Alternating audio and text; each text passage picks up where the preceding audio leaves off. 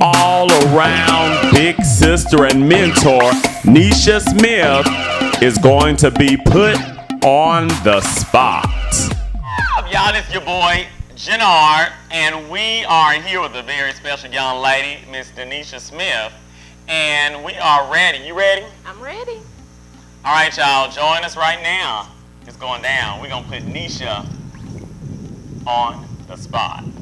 How you doing, Nish? I am wonderful. How are you? Just blessed. Thank you for doing this interview with us. Oh, no problem. Anything for you, cuz. Oh. Now, Nisha, ever since I've known you, you've been that kind of cousin that kids would always be around you. You know Nisha, all that, let's go find Nisha. And even in high school, everybody, that's Nisha's cousin. So have you noticed that? I have. And what do you think it is about you that has made you such a magnetic person like that? Well, I definitely know that it's the God in me that attracts people to It's the God in me. Right. It's the God in me. So, I mean, as long as I keep letting my light shine, then the people are always going to be attracted to me. And Nisha, you were one of the founding members of the legendary Sons and Daughters of the Father. March 2003. You remember that? I do. Wow. I do. Like it was yesterday when we opened up with Someone's Got a Hold of Me. Oh, one day I got a good feeling, yes.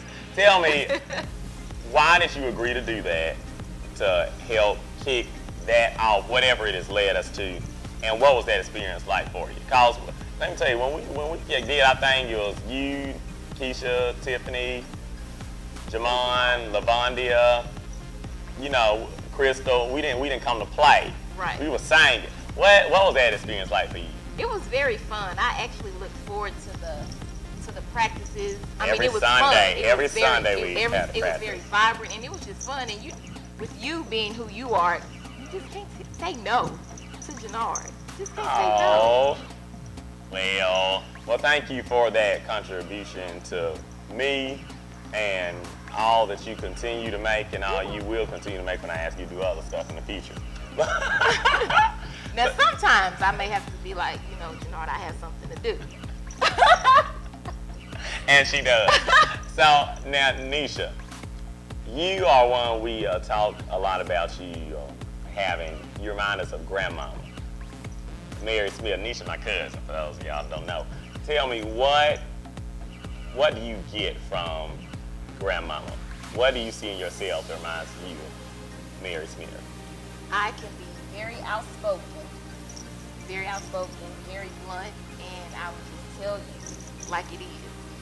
But in a good way. in a good, loving way. A nice way. You do good like Grandmama.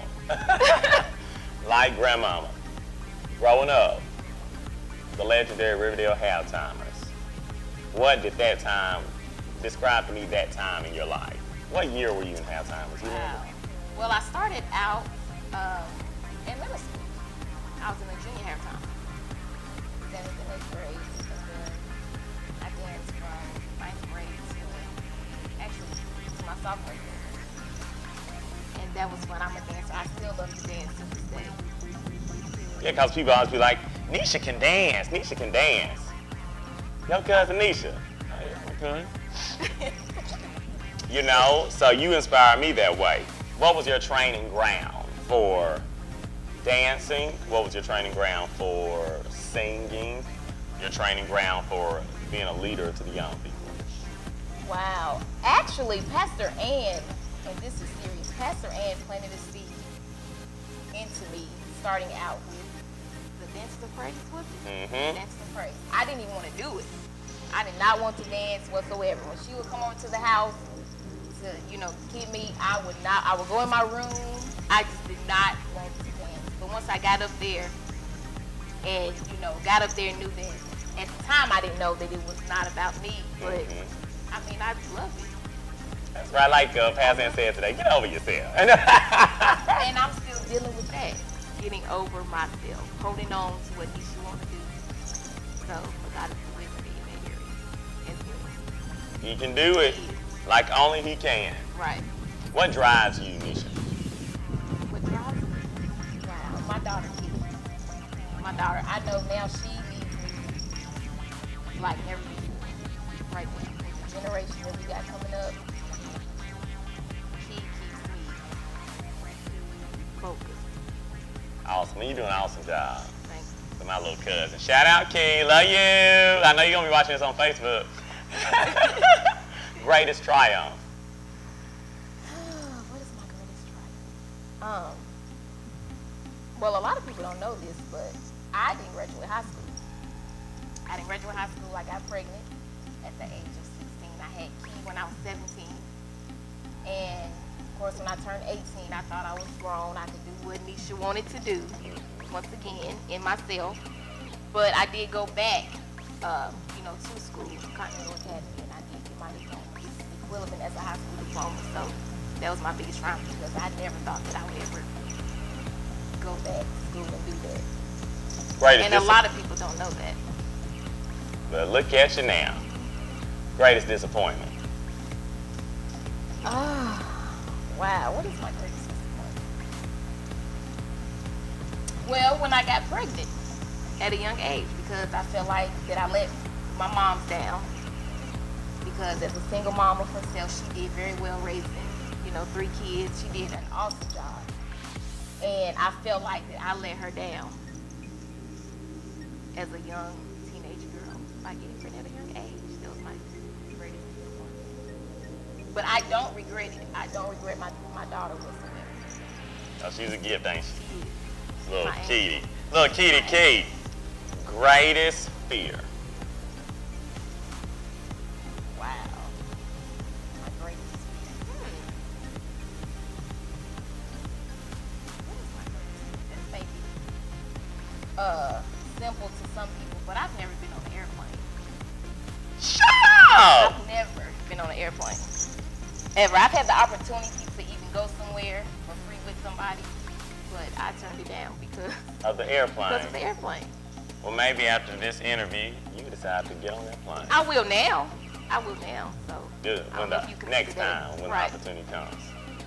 Cool. So you've overcome that. Mm-hmm. How did you overcome? By faith, I have. I'm speaking it by faith that I have. Do your hands shake when you got a revelation, when you get a breakthrough? That's what happened. Your hands shake when you get a breakthrough? Sometimes it does. Okay. Y'all's will too. So, your greatest joy? My greatest joy is singing praises to God. And you got a beautiful voice. Singing praises to God because I don't care what I'm going through or what I'm facing with. I just start singing to God and I forget about whatever's going on. Where did you find your voice, your musical voice? You bringing it out in me. Because I'm not saying this to give you cool points, but I've never thought that I could sing. I never wanted to sing. I never wanted to be on the spot, singing up, in front of people. I'm just being honest. I've never wanted. I'm the type that likes to be, behind the scenes. But I know that also deals with me coming out of myself. But you brought that gift out of me. Well, that's awesome. I couldn't start helping bring gifts out of other people like Mama and Janika and Fila and Kendrick didn't give me opportunities to help bring them out of me.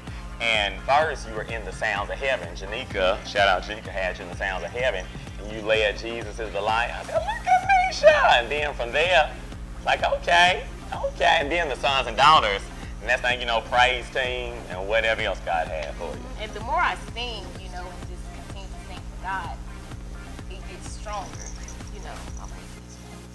She got them notes, y'all. I ain't lying. What characteristics do you desire in a friend? Loyal, faithful, loving, a dependable friend. What do you dislike? Someone that has lies, and I can read through a lot of people. I can tell when you're genuine or when you're being fake. Like, don't be fake. Don't be fake. It's real. Like, I can pick up on vibes like that from people, and I can say that I didn't have two loyal friends that I can actually say friend, and I know they're my friends. That's awesome. Yeah. What does friendship mean?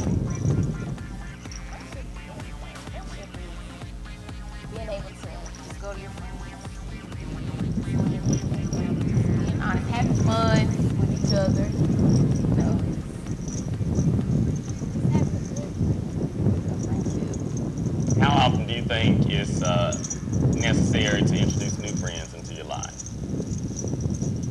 Do you think you should have just a set number of people, a certain circle, a certain crew, or do you think that it's important to open up and bring new people in regularly? I don't think you should do that regularly. I mean, like to let people in, like really, really close to you. I mean, there's nothing wrong with being sociable and meeting new people, but there's certain people that you can really let in your life and be like, okay, I trust you. Your holies of holies. Right. Like I trust her. I trust you. You know, and then you can have some associates or whatever. Intercourse, Right. outer course. Right. Okay. What does love mean? What is love? Love is everything.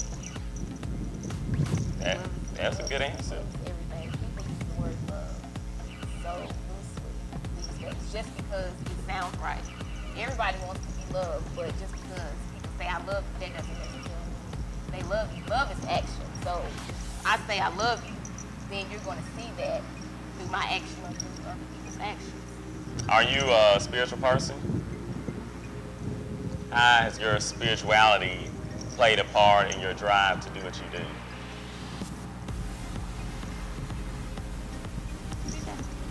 How has your spirituality played a part in giving you the drive to do what you do? I had an experience with God back in 99, 2000. And I basically lost my mind. I went crazy. Didn't know exactly what was going on. Literally lost my mind for I know 2 weeks. But it was just that God was separating me, bringing me out of a relationship that I didn't be in.